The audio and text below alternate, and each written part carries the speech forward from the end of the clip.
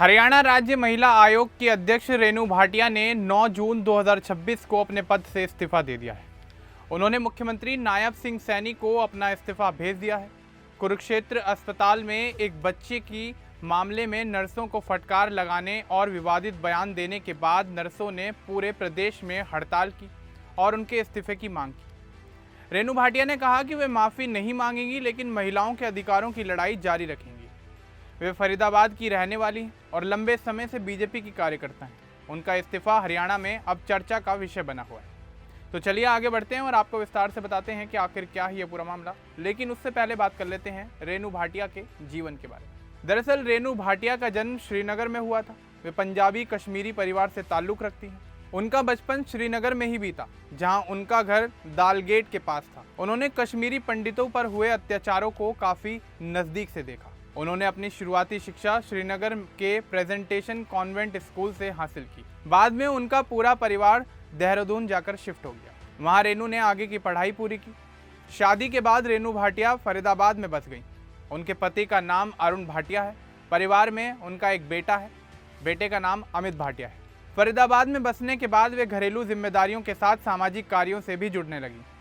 21 साल की उम्र में उन्होंने बीजेपी की सदस्यता ग्रहण कर ली। आपको बता दें कि उन्हें बेनज़ीर भी कहा जाता है, क्योंकि एक डॉक्यूमेंट्री में उन्होंने पाकिस्तान की पूर्व प्रधानमंत्री बेनज़ीर भुट्टो की भूमिका निभाई थी। वे दिवंगत बीजेपी नेता सुषमा स्वराज को अपना आदर्श मानती हैं। 1991 से 2000 तक रेणु भाटिया दूरदर्शन पर एंकर के रूप में काम करती रहीं। उन्होंने कई कार्यक्रमों में हिस्सा लिया। साल 2000 में उन्होंने फरीदाबाद नगर निगम का चुनाव लड़ा और बीजेपी की ओर से पार्षद चुनी गई। वे 2 बार पार्षद रहीं। बाद में उन्हें फरीदाबाद की डिप्टी मेयर बनाया गया। साल 2010 में उन्होंने चुनाव लड़ा, लेकिन वे इस चुनाव में हार गईं। इसके बावजूद वे बीजेपी में काफ़ी ज़्यादा एक्टिव रहीं। वे फरीदाबाद सांसद कृष्णपाल गुर्जर की करीबी मानी जाती हैं। रेणु भाटिया सेंसर बोर्ड की सदस्य भी रह चुकी हैं। वे बीजेपी की प्रवक्ता के रूप में काम करती रहीं। महिलाओं के मुद्दों पर वे हमेशा मुखर होकर बोलती नजर आईं। जनवरी 2022 में हरियाणा सरकार ने उन्हें राज्य महिला आयोग की अध्यक्ष बनाया। तब से वे 4.5 साल तक इस पद पर रहीं। इस दौरान उन्होंने कई महिलाओं की मदद भी की।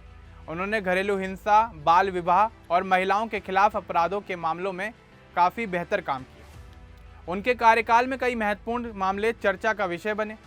मई 2025 में अशोका यूनिवर्सिटी के प्रोफेसर अली खान महमूदाबाद के एक पोस्ट पर उन्होंने शिकायत की। इस मामले में प्रोफेसर पर कार्रवाई हुई।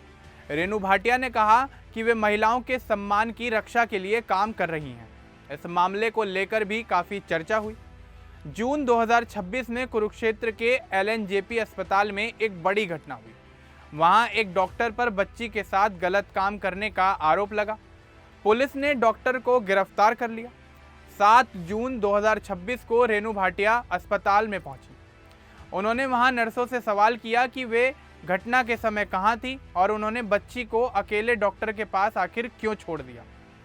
उनके बयान में कहा गया कि आपकी बेटी को किसी के साथ कमरे में छोड़ दूं तो क्या होगा। इस बयान से नर्सिंग स्टाफ में काफ़ी नाराज़गी फैल गई।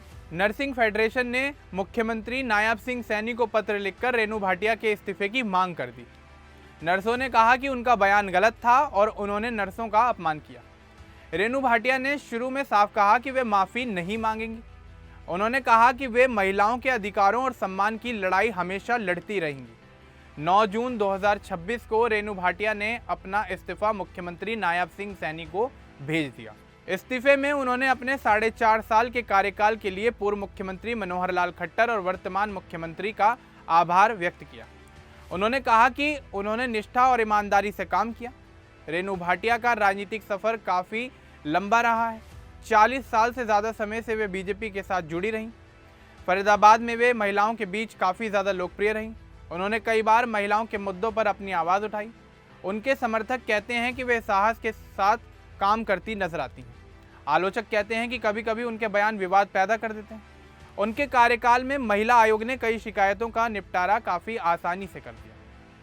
उन्होंने महिलाओं को कानूनी मदद दिलाने में काफ़ी अहम जिम्मेदारी निभाई। फरीदाबाद में रहते हुए उन्होंने स्थानीय स्तर पर काफ़ी बेहतर काम किया। वे मनोहर लाल खट्टर की सहयोगी रहीं।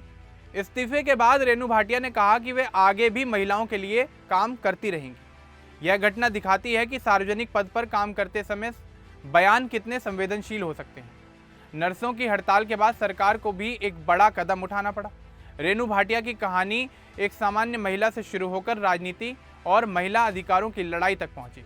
श्रीनगर से फरीदाबाद तक का उनका ये सफ़र संघर्ष और मेहनत से भरा रहा। वे अभी भी काफ़ी ज़्यादा एक्टिव हैं। उनका भविष्य बीजेपी में क्या होगा यह तो आने वाला समय ही बताएगा। लेकिन यह पूरा मामला हरियाणा की राजनीति और महिला आयोग की भूमिका पर नई चर्चा शुरू कर गया है। रेणु भाटिया ने अपने पूरे करियर में कभी पीछे मुड़कर नहीं देखा। वे हमेशा अपनी बात साफ कहती हैं। उनका इस्तीफा एक घटना का नतीजा है, लेकिन उनका काम महिलाओं के बीच हमेशा याद किया जाएगा। अब रेणु भाटिया के बारे में आपका क्या कुछ कहना है, हमें कमेंट बॉक्स में ज़रूर बताएं। बाकी इस तरह की और अपडेट्स के लिए हमारे चैनल को सब्सक्राइब करना ना भूलें। धन्यवाद।